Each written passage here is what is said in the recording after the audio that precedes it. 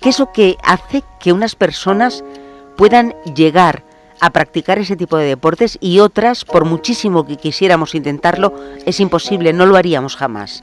¿Qué es lo que sucede en nuestro cerebro para que unos puedan y otros no puedan? Bueno, muy buena pregunta.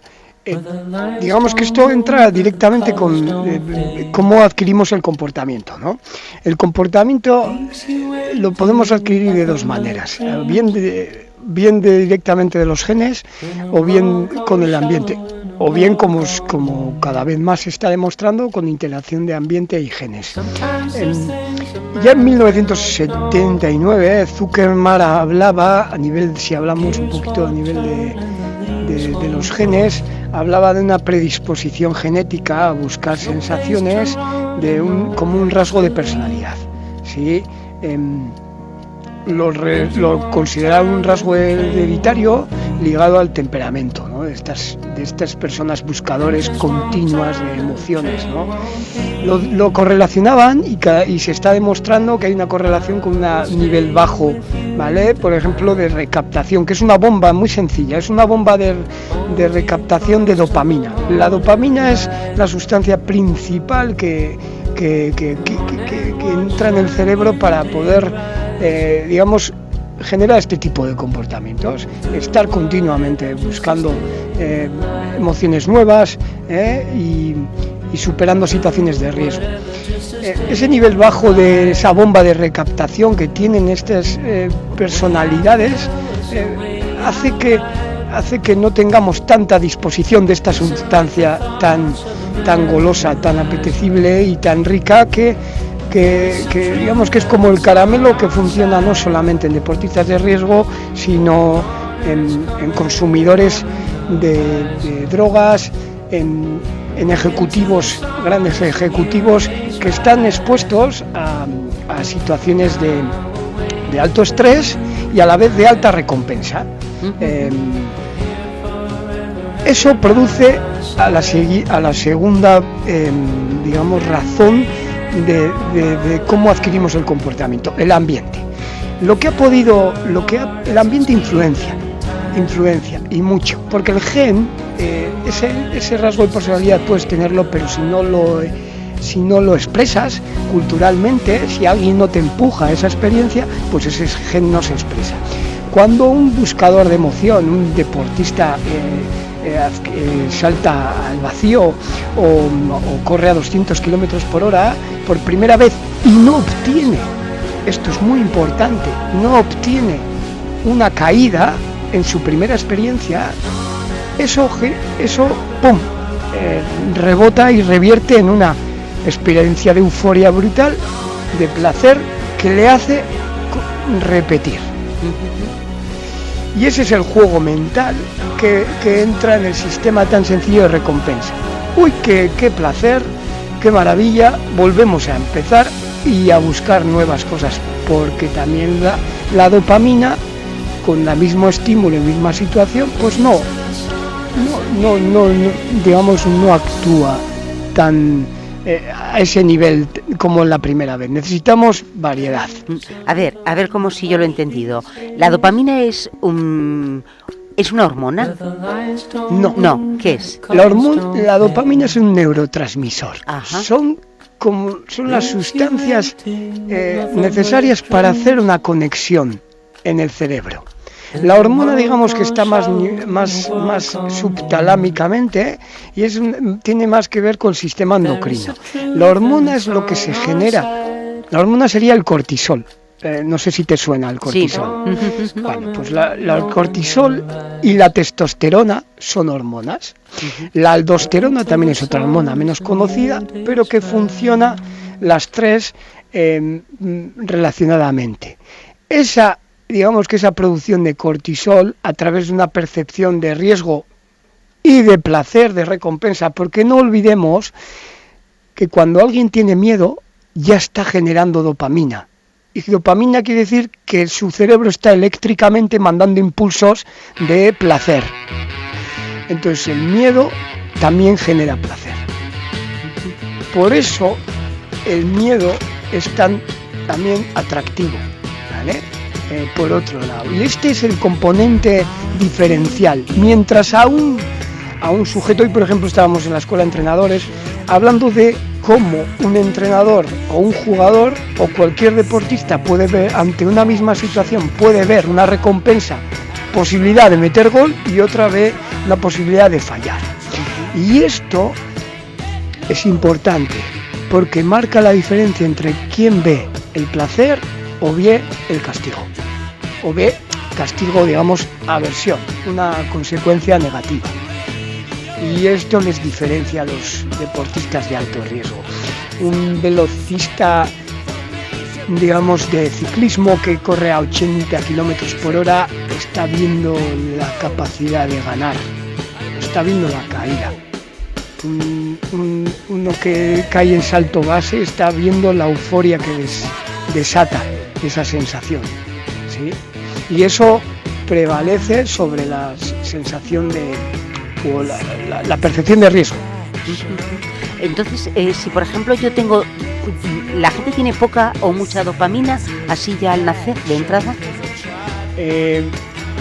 Bueno, eso se está hablando cada vez más, que viene predeterminado por diferentes rasgos hereditarios, aunque el ambiente influye mucho, porque si por ejemplo el velocista récord del mundo, Philip Billy, del cual está relacionado con la entrevista que me haces para Acento Robinson, el ciclismo, ese Philip Billy fue récord del mundo.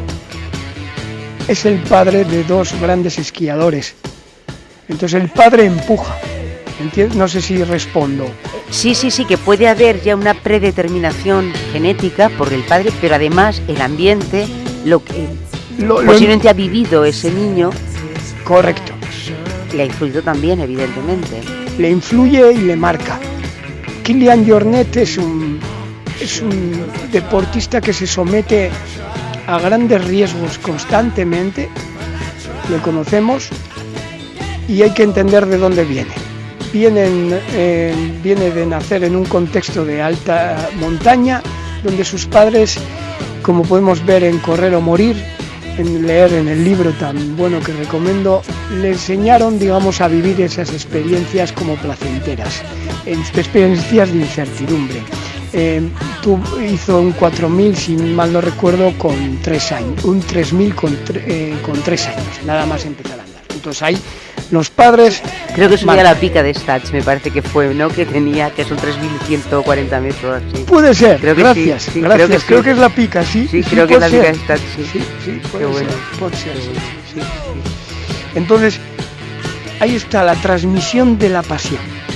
El ambiente, pum, levanta, despierta al gen.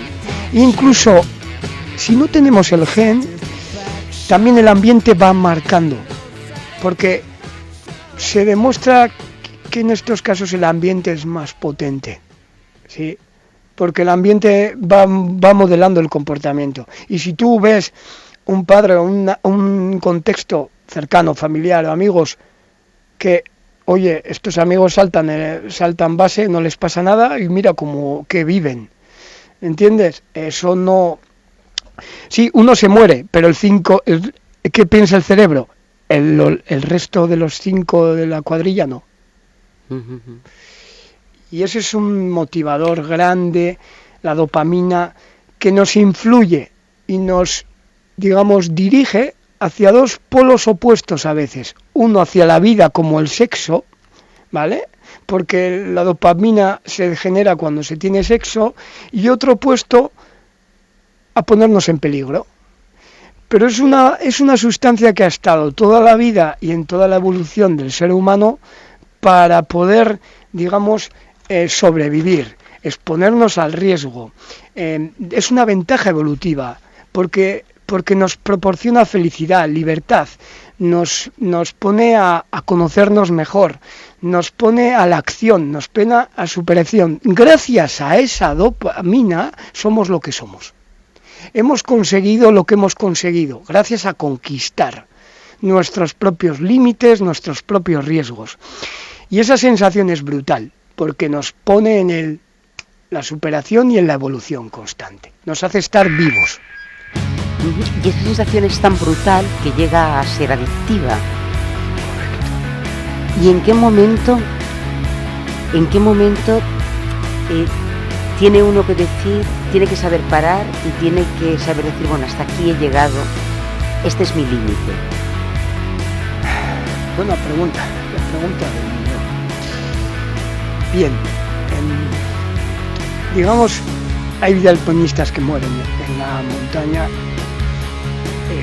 y ellos mismos verbalizan que saben que pueden morir y lo asumen. ¿Quiénes somos nosotros para juzgar si es su vida, si es su decisión personal? Ahora bien, al deportista y a esas personas que quieren asumir y tomar esos riesgos, hay que ponerle en una valoración, no solo de riesgo personal, sino lo que deja al lado, familia, hijos, todo. Hay que entrar en una reinterpretación del riesgo y de los daños.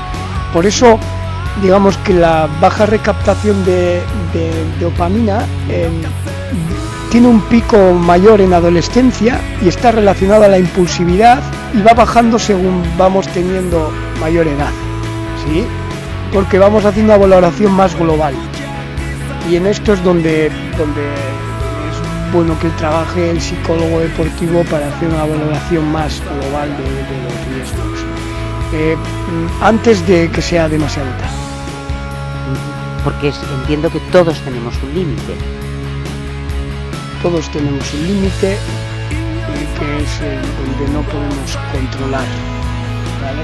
Y es donde se nos escapa nuestro control, donde podemos ser devorados por el león, porque lo que en su inicio y origen era un principio de supervivencia, ya no lo es, ya lo hacemos por una pura sensación de recompensa, de jugar. Y eso es donde tiene más visos de digamos más probabilidad de fracaso y de riesgo y de peligro y muerte o daño para la persona. Claro, cuando ponías el ejemplo del león, porque claro, la dopamina era lo que nos permitía enfrentarnos o salir corriendo, me imagino. Correcto. Son la que nos ha permitido llegar a la luna, guerrear y superar batallas, la que nos hace humanos. Son la que nos hace sentirnos bien, tener una expectativa alta en la vida, saber jugar a ganar en la vida, a ganar en superar. No percibimos la amenaza, valoramos más la recompensa, ¿sí? La exposición repetida, el problema es que la exposición repetida de esa liberación, de esa sustancia, que es la sustancia de la motivación, más que del placer, porque la dopamina nos pone en movimiento, tenemos que buscar continuamente diferentes límites y poner en riesgo cada vez mayor. Uli Steck, un gran escalador alpino, murió precisamente en esa búsqueda diferente por esa tolerancia que tenía a la dopamina. No sé si he respondido a la pregunta ahora. ¿Sí? Sí, yo creo que sí, claro que he respondido. El problema es el siguiente. Hay que tener cuidado con la valoración de este placer, porque si bien el éxito, conseguir estas situaciones nos hace más humanos, a ciertos niveles altos, como entra en juego la testosterona, entra el cortisol, entra en tan brutal medida la adrenalina y entra en juego un sistema nervioso que es el automático, el más instintivo. Nuestro cerebro reptiliano es el que teníamos hace miles de años y inhibimos el humano, ya no razonamos. Por eso vemos gente obtusa, que da igual lo que le diga su madre, esa misma que le animó en su infancia a buscar nuevas fronteras, dice, ¿qué he creado? Porque ahora mismo ya no razona, ya no habla. Por eso hay que tener cuidado y hay que alertar dónde podemos llegar, porque lo mismo que aumentamos esa capacidad humana de buscar y superarnos, también disminuimos la empatía y aumentamos el egocentrismo. Este es el peligro. Qué complejo todo, por eso, ¿verdad? Qué complejo. Complejo y sencillo, ¿no? Porque bueno. O sea, sencillo en el sentido de, Sonia, no sé si en el sentido de decir, ¿por qué funcionamos? Por esto. ¿De dónde venimos? Por esto. ¿Lo hacíamos para qué? Para esto, para cazar, para sobrevivir al león, para conseguir nuevos retos. Bien, ¿qué lo hacemos? ¿Para conseguir nuevos retos en un sentido práctico o por un sentido único de hedonista?